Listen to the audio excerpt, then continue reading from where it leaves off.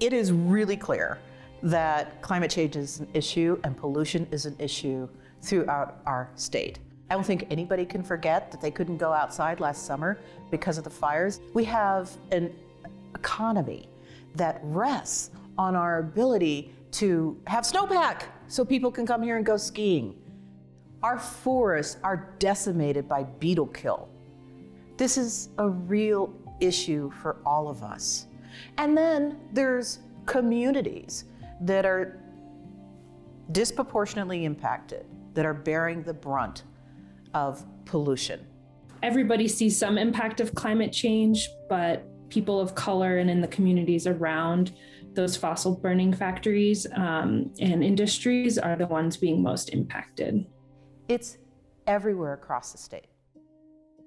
I was one of the prime sponsors in 2019 on the Climate Action Plan to Reduce Pollution. House Bill 1261, it set up the outside of a ladder for the Air Quality Control Commission to figure out how to reduce greenhouse gases by certain amounts within a certain time frame. And so it was up to the AQCC to work with industry, community, to basically set the rungs in those ladders so that we could climb up, and get to our greenhouse gas emission reduction goals. 26% by 2025, 50% by 2030, and 90% by 2050.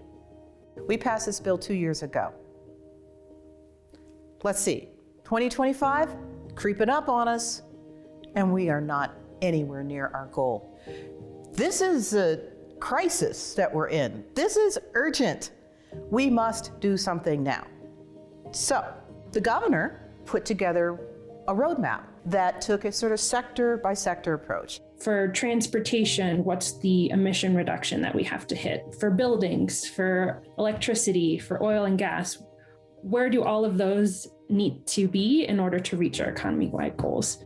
And it's a great first start. It's a great plan. But it requires actionable, measurable, concrete, and equitable action. That's where our legislation and our bills this year are really focused at, is the how are we going to actually get there. And that's what Senate Bill 200 does, that we are running right now. It takes the things we asked for before, the governor's roadmap, his ideas, and codifies them, makes them law so that they actually have to happen. I like to kind of think of it as when you were a kid and you were doing a math test, your teacher would say, make sure you show your work, right? And how the work and the process is as important, if not more important, than whatever the final number that you come out with is. And this bill is the teacher saying, show us the work that will ensure that all utilities are going to hit the emissions reduction targets. That's kind of the how part of the first component of the bill.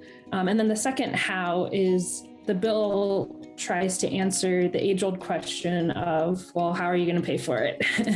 And it does so by making polluters pay for the greenhouse gas emissions that they're putting out and using those funds to support the work. And then the second component is the who. And the who that the bill really is trying to focus on are impacted communities. This bill says that those communities cannot be an afterthought. It addresses equity and environmental justice in a way that we never have before.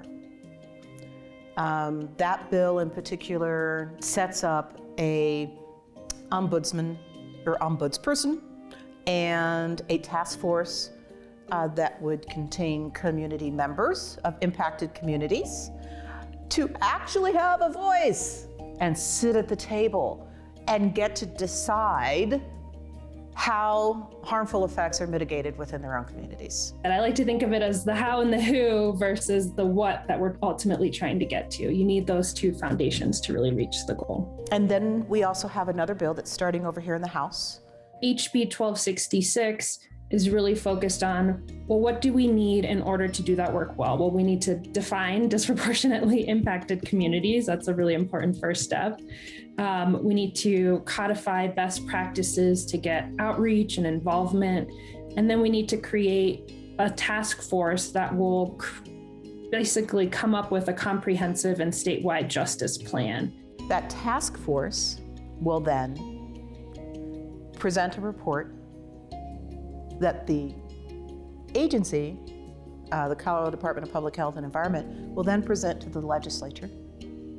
And 100 of us will then decide collectively what type of legislation is needed in order to mitigate the harm in these communities. So both bills work in tandem. You know, on one side, we talk about actual measurable goals. How are we going to make it? How are we going to do it in an equitable way? And how are we going to guarantee that equity? And then on the other side, we have another bill that's moving at the same time that says, you know, in order to do some of this, we also need to know what equity looks like and what communities we're talking about. We've already made a lot of progress. We've made a lot of reductions, but the problem is massive and the consequences are getting worse and worse. And we don't have unlimited time. Bills like SB 200 and HB 1266 are so important because they light that fire under us and they say, let's get going, let's get to the nitty gritty, and let's get our targets reached. And this doesn't happen in a vacuum. We are but conduits of the desires of our constituents and our communities and our neighbors.